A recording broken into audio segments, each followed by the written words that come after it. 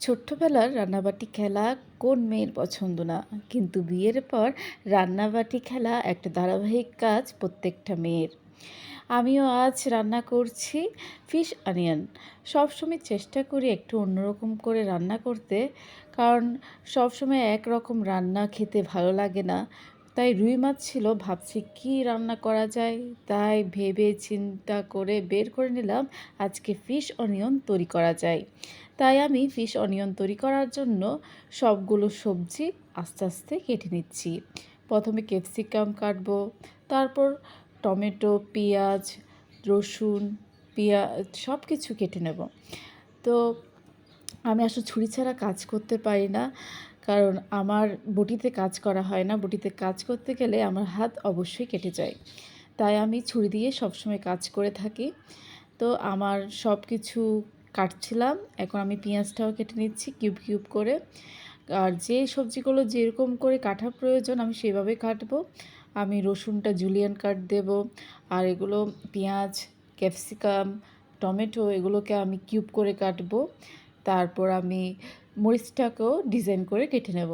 আমি সবসময় একটু অন্যরকম করে রান্না করার চেষ্টা করি, কারণ আমাদের ঘরে সবাই একরকম রান্না প্রতিদিন খেতে পছন্দ করে না।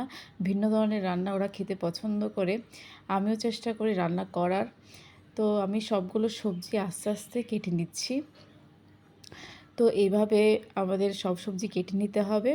দেখতে পাচ্ছি আমি মরিচটাকেও একটু সুন্দরভাবে কাট করে নিয়েছি। আমার সব সবজি কাটা শেষ। দেখতে পাচ্ছেন বিভিন্ন রকম ডিজাইন আমি কেটে নিয়েছিলাম। এখন মাছটাকে মেরিনেট করার সময় এসেছে। আমি এখন রসুন বাটা, ডিম, আদা বাটা, পেঁয়াজ বাটা, সাথে দিলাম ময়দা, তারপর হলুদ গুঁড়ো, মরিচের গুঁড়ো, তারপর মশলা গুঁড়ো, লবণ, এটা দিয়ে ভালো মতো এটাকে মেখে নেব। মেখে নিয়ে আপনারা রাখতে পারেন 5 মিনিট। আর যাদের সময় থাকে না তারা যতক্ষণ ইচ্ছে ততক্ষণ রাখলে এটা তত মজা হবে। এটা আপনারা এমনিতেও খেতে পারবেন। আমি এগুলো চিকেন ফ্রাইয়ের মতো করে ভেজে নিচ্ছি। আপনারা চাইলে এটা চিকেন ফ্রাইও তৈরি করতে পারেন এই মেরিনেট এরকমভাবে করে। তো আমি সুন্দরভাবে মাছটাকে লাল লাল করে ভেজে নিলাম। মাছ আমার ভাজা শেষ হয়ে গেছে। এখন আমি রান্নাটা শুরু করে দিচ্ছি। প্রথমে আমি সাদা তেল দিয়ে দিলাম ফ্রাই প্যানে। সাদা তেল দিয়ে সবগুলো সবজি এখন ভেজে নেব। প্রথমে রসুনটা দিয়ে সব সবজি দিয়ে দিলাম। এখন সব কিছু দিয়ে একটু ভালো মতো এটাকে ভেজে নেব। একটু নরম হয়ে আসলে এখন আমি সেখানে একটু মরিচের গুঁড়া, লবণ, হলুদের গুঁড়া, মশলা গুঁড়া, আর আপনারা চাইলে মাংসের মশলাও দিতে পারেন সামান্য পরিমাণ। আমি সস দিয়েছি 3 রকমের। আপনারা এখানে সয়া সসও দিতে পারেন। সয়া সস আমার খেতে ভালো লাগে না তেমন, তাই আমি ফ্লেভারটা দিতে চাই না, তাই দিইনি। কিন্তু সয়া সস দিলে আরও বেশি টেস্ট হবে এই রান্নাটা। এখন ভালো মতো আমি এগুলোকে কষিয়ে নেব। দেখতে পাচ্ছেন আমি কষিয়ে নিচ্ছি। যত এটা কষানো হয়ে গেলে আমি একটু গোলমরিচের গুঁড়া দেবো আর কর্নফ্লাওয়ার দেবো। দিয়ে মাছটা দিয়ে এখন ভালো মতো এটাকে আমি একটু রান্না করে নেব।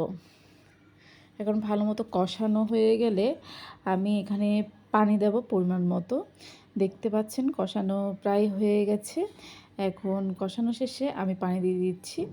এখন এটা ফুটিয়ে নেব কিছুক্ষণ। তাহলে আমাদের তৈরি হয়ে যাবে ফিশ অনিয়ন। দেখতে পাচ্ছেন খুব সুন্দর হয়েছে। আপনারা অবশ্যই ট্রাই করে দেখবেন।